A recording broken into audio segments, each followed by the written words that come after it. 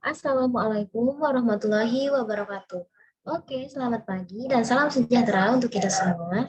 Terima kasih saya ucapkan kepada para hadirin yang sudah menyempatkan waktunya untuk hadir di acara FGD pada kali ini.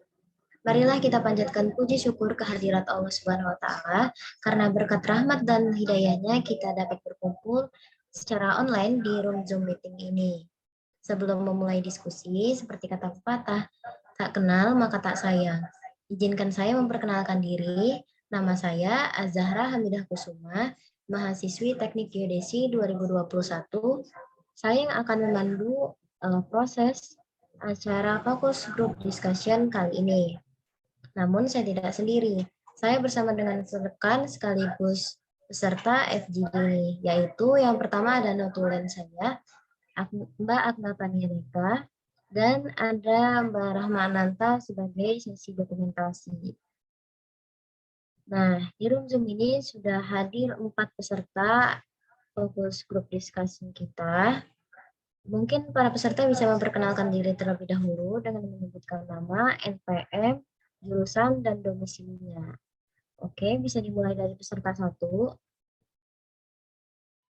Baik, terima kasih kepada moderator. Sebelumnya izin memperkenalkan diri, nama saya Rahma Ananta dari S1 Teknik Geodesi dengan NPM 2115013030 yang berdomisili di Bandar Lampung.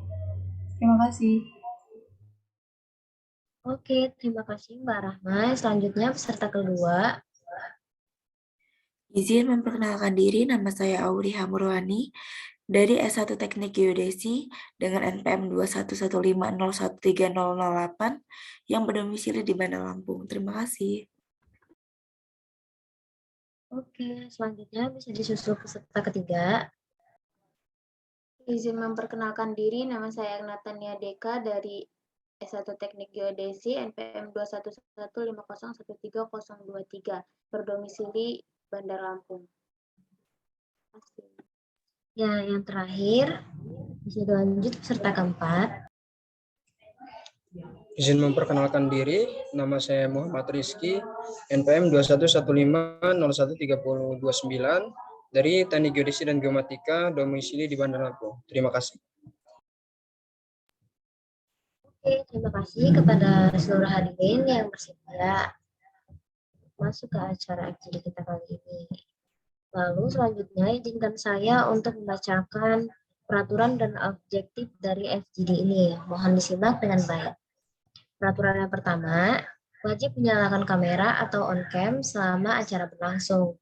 Yang kedua, berbahasa dan berperilaku sopan santun selama kegiatan FGD berlangsung.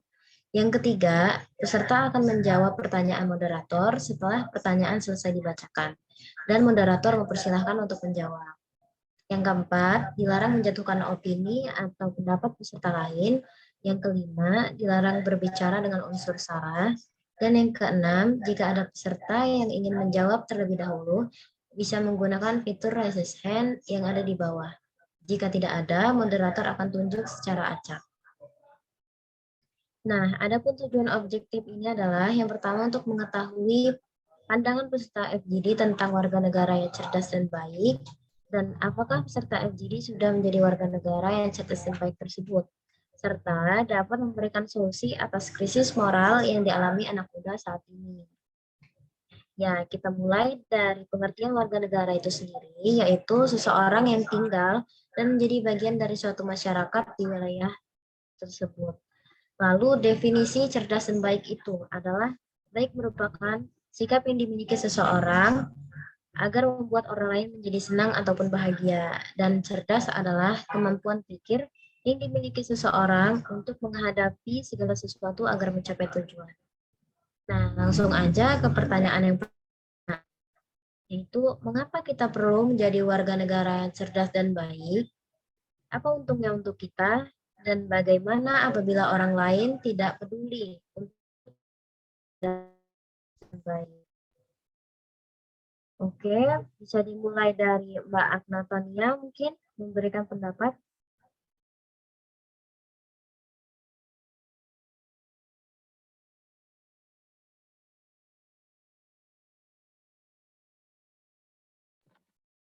Baik,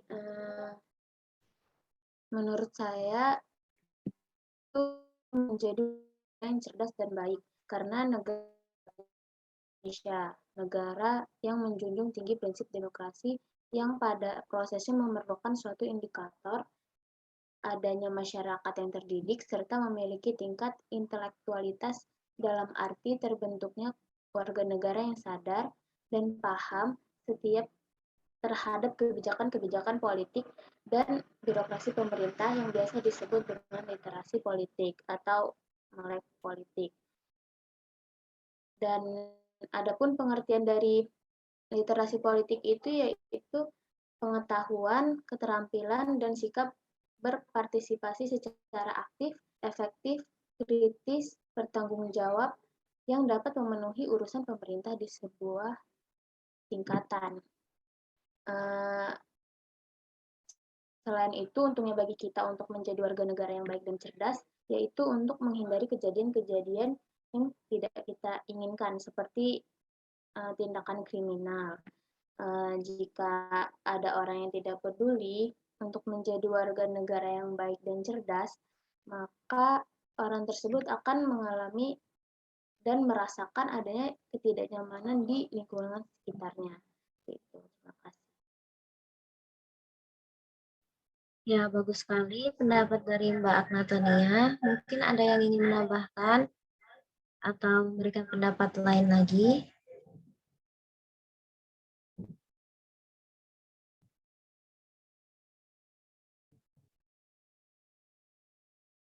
Mungkin saya tunjuk aja ya. Selanjutnya untuk Mbak Auri bisa menambahkan pendapatnya. Baik, menurut saya, menjadi warga negara yang baik dan cerdas itu tidak terlepas dari hak dan kewajiban sebagai warga negara. Karena negara dan warga negara memiliki hubungan timbal balik dalam kehidupan berbangsa dan bernegara, di mana negara memiliki tanggung jawab terhadap warga negaranya, begitu juga sebaliknya. Warga negara memiliki hak dan kewajiban terhadap negara, sebaliknya pula negara memiliki hak dan kewajiban terhadap warga negara. Dengan menjalankan kewajiban dan mendapatkan hak sebagai warga negara, kita sudah menjadi warga negara yang baik dan cerdas.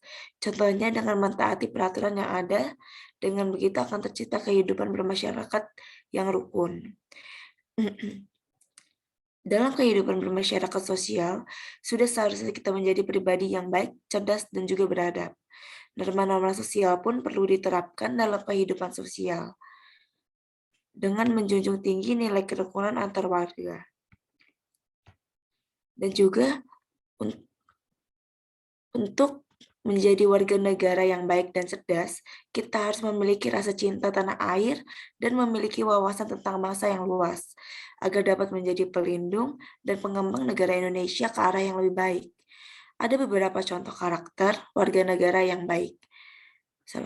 Salah satunya kemampuan untuk melihat dan mendekatkan masalah dan mampu berpikir secara sistematis dan kritis. Dan untungnya menjadi warga negara yang baik dan cerdas ada untuk diri sendiri, yaitu membuat kita menjadi karakter atau pribadi yang lebih baik dalam bersosialisasi dan dapat membuat kita mudah diterima di lingkungan, baik di lingkungan pekerjaan maupun masyarakat sosial. Menurut saya itu saja, terima kasih. Bagus sekali pendapatnya dari Mbak Auri, bahwa ketika kita menjadi warga negara yang baik dan cerdas itu kita bisa menaati segala kewajiban kita sebagai warga negara yang penuh tanggung jawab, ya gitu Mbak Auri. Dan manfaatnya juga bisa kita rasakan dengan baik di lingkungan kehidupan berbangsa dan bernegara, dan juga bisa diterima baik oleh mereka bahkan untuk ke kancah internasional gitu. Baik, selanjutnya siapa lagi yang ingin memberikan pendapat? Bisa raise hand. Oke, Mbak Rahma. Silahkan, Mbak Rahma. Baik, terima kasih moderator. Mungkin untuk saya ada beberapa yang saya kurang setuju dari pendapat Mbak Agnatania Dika, di mana di situ dia menjelaskan bahwa untuk menjadi warga negara yang baik dan cerdas itu dengan melakukan literasi yang disediakan oleh pemerintah ya Mbak ya. Di situ menurut saya kurang setuju. Kenapa? Karena menurut saya kalau dengan hanya melakukan literasi saja, itu sepertinya tidak cukup untuk menjadikan seorang menjadi warga negara yang baik dan cerdas. Menurut saya, mungkin ada langkah-langkah lebih yang bisa dilakukan selain melakukan literasi saja.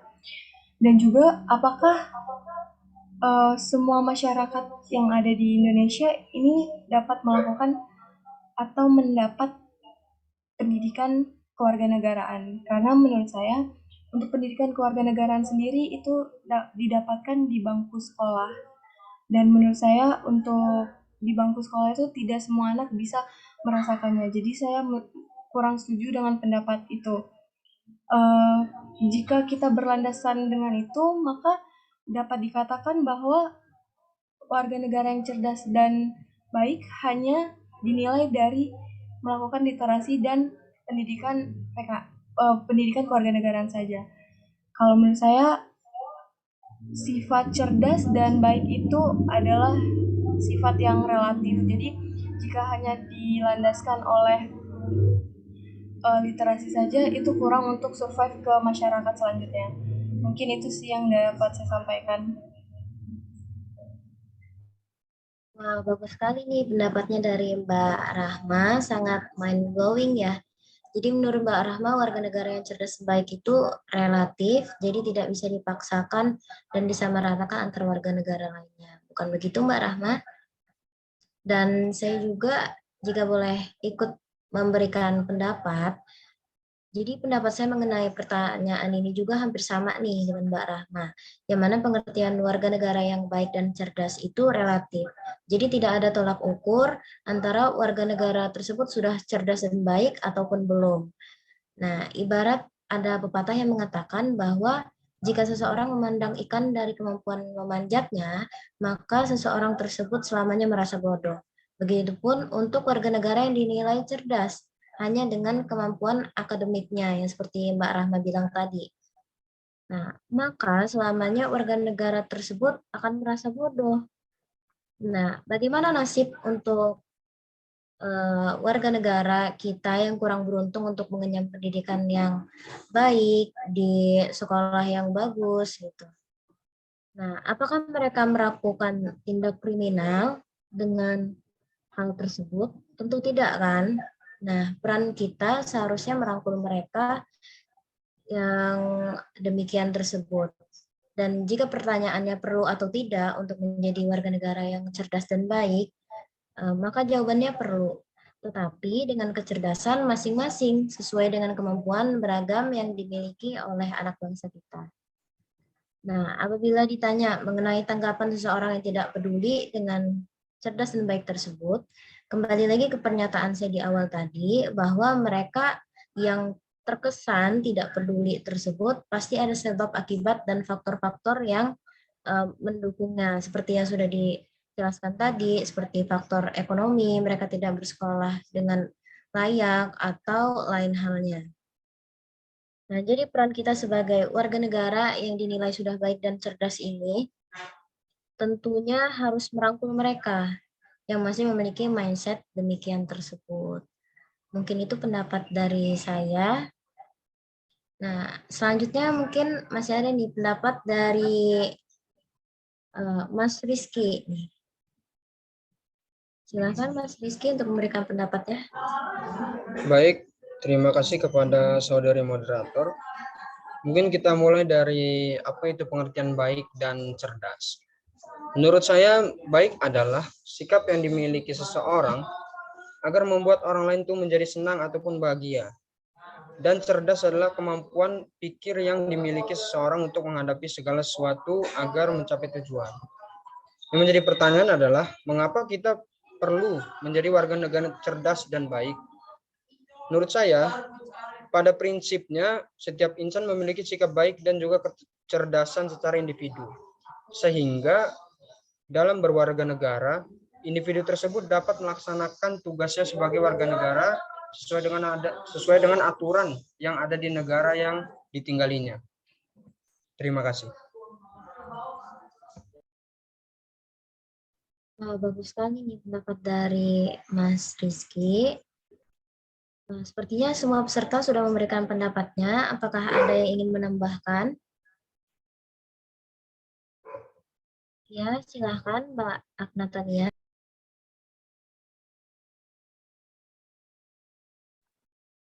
Baik, saya akan menambahkan sepertinya saya menerima pendapat dari Mbak Rahma. Jadi, warga negara yang baik itu sangat beragam. Perbedaan konsep tentang warga negara yang baik juga disebabkan karena adanya perbedaan konsepsi tentang tatanan bermasyarakat dan bernegara yang dianggap baik. Bagi kaum konservatif atau orang politik yang mendukung nilai-nilai tradisional yang mengutamakan keteraturan, kenyamanan, dan kedamaian. Berbeda dengan kaum progresif atau yang menginginkan kemajuan, tantangan, dan inovasi.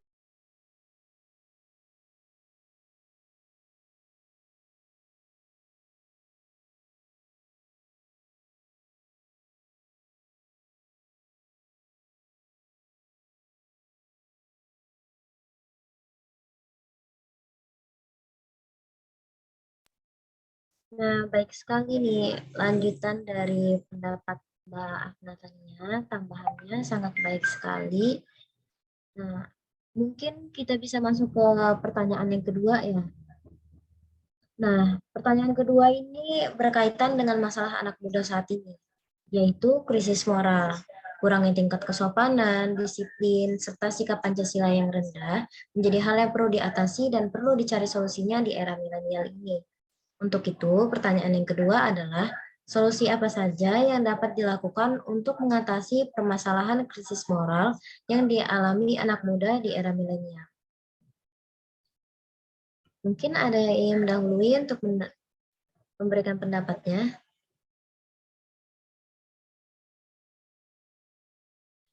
Ya, silahkan Mas Rizky. Baik, terima kasih kepada saudari moderator. Menurut pendapat saya, kita harus mengetahui dulu apa itu artinya moral. Moral sebagai permasalahan, sebagai untuk cara kita menyelesaikan permasalahan ini. Moral adalah suatu ajaran atau kumpulan peraturan baik, lisan maupun tertulis tentang bagaimana manusia harus hidup dan bertindak agar menjadi manusia yang baik. Zaman sekarang ini banyak sekali masalah perilaku anak muda yang salah satunya adalah narkoba, mabuk-mabukan, dan lain-lain.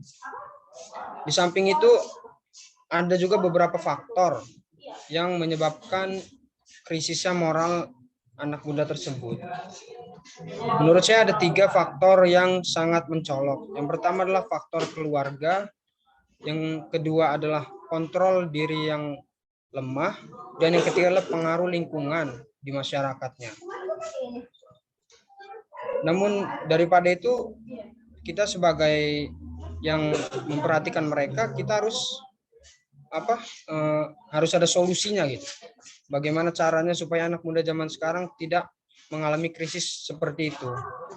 Menurut saya ada 3 solusi untuk menyelesaikan krisis moral anak muda tersebut. Yang pertama adalah peran orang tua. Orang tua sangat penting untuk mengajarkan anaknya sejak dini tentang pendidikan agama maupun pendidikan tentang adab. Yang kedua adalah memperluas wawasan dan pengetahuan yang akan sangat berguna untuk menyaring pengaruh buruk dari lingkungannya. Dan yang ketiga adalah meningkatkan iman dan takwa dengan cara bersyukur, bersabar, dan beramal soleh. Terima kasih. Ya, bagus sekali pendapat dari Mas Rizky, bahwa solusinya dari segala bentuk krisis moral anak muda saat ini, yaitu menurut Mas Rizky tadi, peran orang tua dalam pembentukan karakter di rumah, terus ada wawasan yang luas untuk menyaring pengaruh baik buruk lingkungan, dan juga ada penyaringan perkembangan teknologi sebaik-baiknya, serta meningkatkan iman dan takwa. Baik, selanjutnya untuk Mbak Agnatania mungkin. Silakan Mbak Agnatania. Saya setuju dengan apa yang dibicarakan dengan Pak Rizky, cuma saya akan menambahkan. benar, banyak sekali perilaku menyimpang seperti narkoba, minuman keras, dan sebagainya yang dilakukan oleh pemuda zaman sekarang. Dan selain perilaku menyimpang itu, ada hal yang sering terjadi di dunia perkampusan atau perkuliahan ya, pertemanan, yaitu sifat hedonisme dan materialisme. Paham seperti ini sering saya jumpai dalam circle pertemanan saya. Ditambah lagi di era milenial ini atau globalisasi ini, sifat materialisme ini makin berkembang dan membuat seakan-akan paham ini dijadikan patokan dalam mencari pertemanan. Mereka yang memiliki paham seperti ini lebih mengedepankan gengsi sehingga cenderung melihat seseorang hanya dari sisi hartanya saja. Hal-hal seperti ini tak bisa dianggap remeh karena dapat merusak moral generasi. Jika salah satu dari mereka termakan gengsi, dia akan melakukan segala cara hanya agar tidak dianggap lemah atau rendah dalam circle pertemanannya. Begitu juga dengan sifat hedonisme. Para pelajar sekarang ini sudah menjadikan sifat ini sebagai orientasi kehidupan mereka. Tujuan mereka sekarang hanya memikirkan kesenangan, kemewahan, dan terus menciptakan kebiasaan buruk. Bahkan beberapa dari mereka rela menghilangkan kehormatannya hanya demi mempunyai barang mewah dan kesenangan semata. Jika hal-hal ini terus berlanjut, bahkan menjadi doktrin, maka terkikislah tujuan bangsa yang seharusnya mencerdaskan kehidupan bangsa, malah merusak kehidupan bangsa. Jadi solusi yang bisa saya ambil itu yang pertama, yaitu menanamkan pendidikan karakter sejak dini, kemudian memilih teman bergaul di lingkungan yang tepat. Baik, terima kasih. Ya, baik sekali pendapat dari Mbak Agnatania yang sudah disebutkan tadi bahwa faktor-faktor untuk anak muda melakukan krisis moralnya itu bisa diatasi dengan solusi yang diberikan oleh Mbak Agnatania, bahwa yang pertama, ini dengan menanamkan pendidikan karakter sejak dini. Ya, seperti berkaitan dengan tadi ya, dengan Mas Rizky tadi, bahwa dari lingkungan keluarga juga harus diterapkan dari orang tua. Nah, selanjutnya yaitu bisa memilih teman bergaul yang tepat. Nah, lanjut sepertinya Mbak Rahma bisa memberikan pendapatnya. Baik, kalau mendengar dari Mbak Natania tadi kan mencontohkannya bahwa banyak anak-anak muda sekarang yang menjadikan kebiasaan hedonisme itu sebagai orientasi kehidupannya. Menurut saya itu salah satu contoh dari faktor yang mungkin akan saya sebutkan untuk menambahkan faktor-faktor yang telah disebutkan oleh Mas Rizky sebelumnya, di mana ada bahwa kita harus memilih teman dalam lingkungan. Kenapa harus memilih? Karena menurut saya pertemanan dalam lingkungan sekitar itu sangat-sangat mempengaruhi kehidupan serta moralitas yang ada dalam diri seorang anak.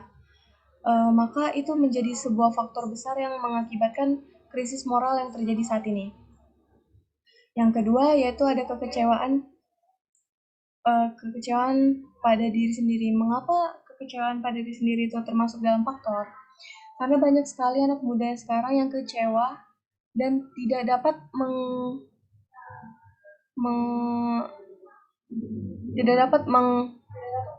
mengalihkannya menjadi hal-hal yang positif. Maka banyak sekali anak-anak muda sekarang yang terjerumus ke hal-hal negatif, contohnya seperti mabuk-mabukan dan mengonsumsi minuman keras serta obat-obat terlarang.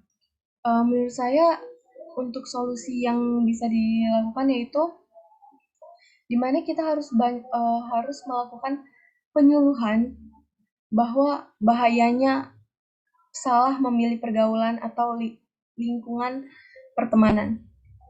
Dan menurut saya untuk dari Mbak Natania sendiri, di mana tadi Mbak Deka mengatakan bahwa kita harus menanamkan karakter dini sejak sejak dini kan ya.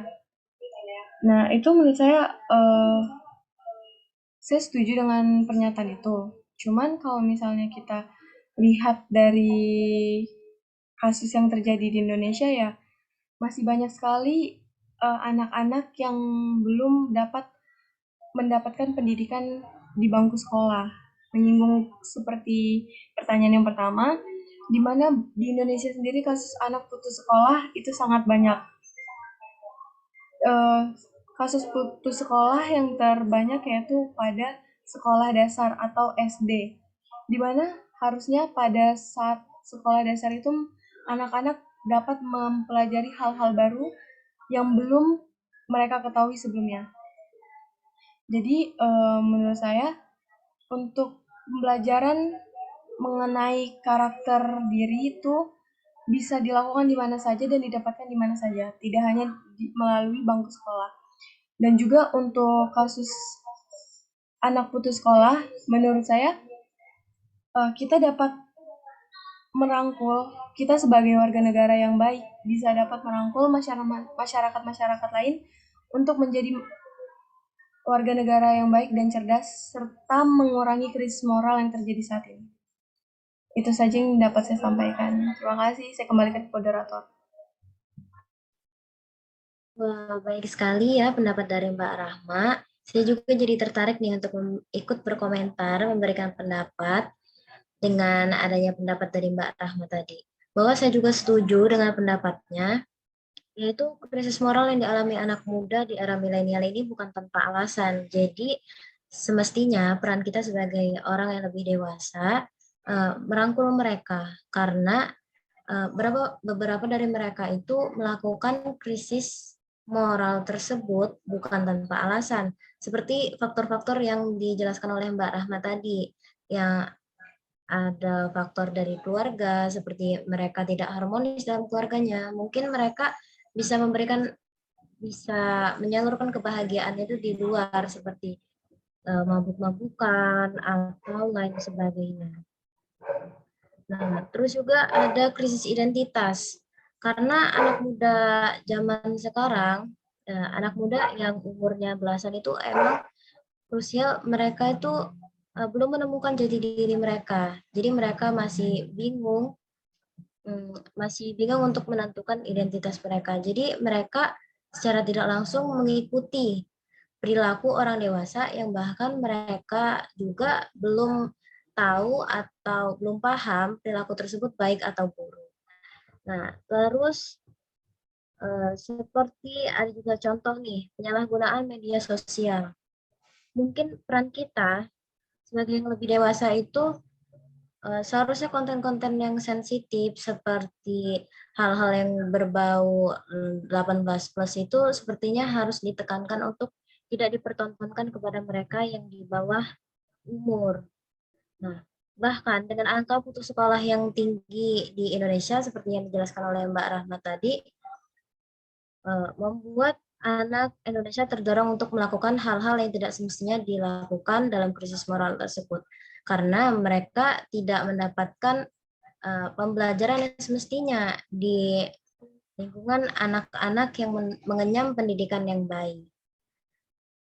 Nah, jadi dapat disimpulkan anak muda yang mengalami krisis moral tersebut seharusnya dirangkul, dan kita orang yang sudah sedikit dewasa ini sebaiknya memberikan perhatian yang lebih kepada mereka, karena hal tersebut bukan tanpa alasan untuk mereka lakukan. Jadi jangan langsung kita judge untuk mereka-mereka yang memberikan krisis moral tersebut. Nah, yang terakhir nih ada Mbak Auri. Mungkin bisa memberikan pendapatnya. Baik, terima kasih. Menurut saya, krisis moral yang dialami khususnya pada remaja di era milenial sekarang merupakan masalah yang telah meluas dan harus segera diselesaikan, karena dapat mengancam masa depan dalam kehidupan diri mereka masing-masing atau terhadap masa depan bangsa Indonesia. Karena anak-anak pada generasi saat ini adalah generasi-generasi yang akan membangun negara ini menjadi negara yang lebih baik. Jadi untuk menangani krisis moral menurut saya ada beberapa hal. Yang pertama dengan menanamkan pendidikan karakter sejak dini.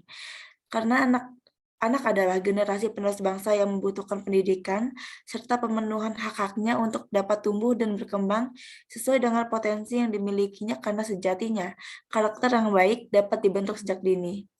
Dalam menerapkan pendidikan karakter ini sebaiknya tidak hanya mengandalkan pendidikan formal saja, melainkan pendidikan karakter ini juga dapat ditanamkan dalam lingkungan keluarga yang merupakan madrasah pertama atau agen utama dalam membentuk karakter pada diri anak itu sendiri.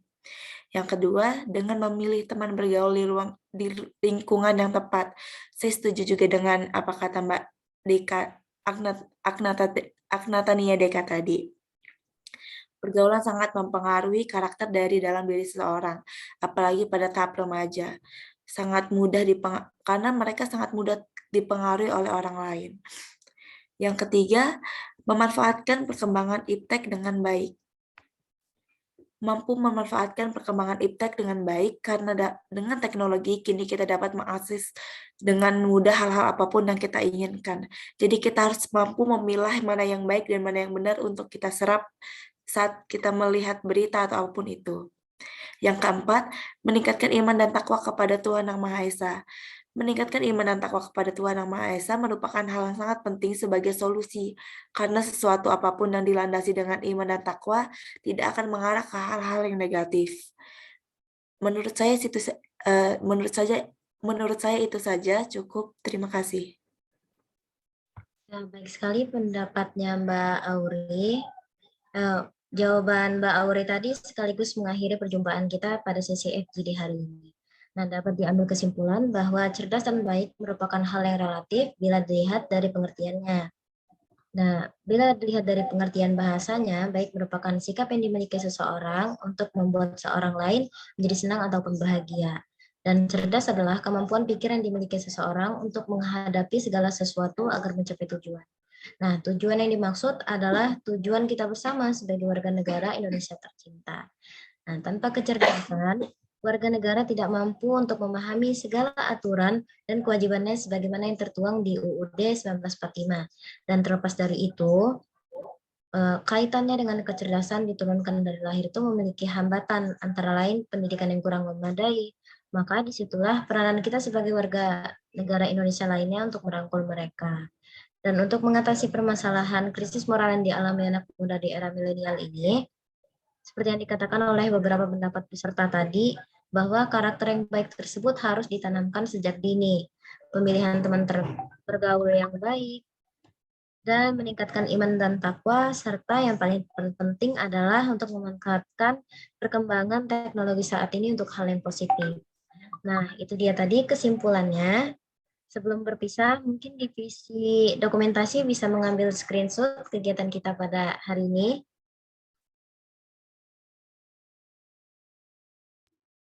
Oke, 1, 2, 3.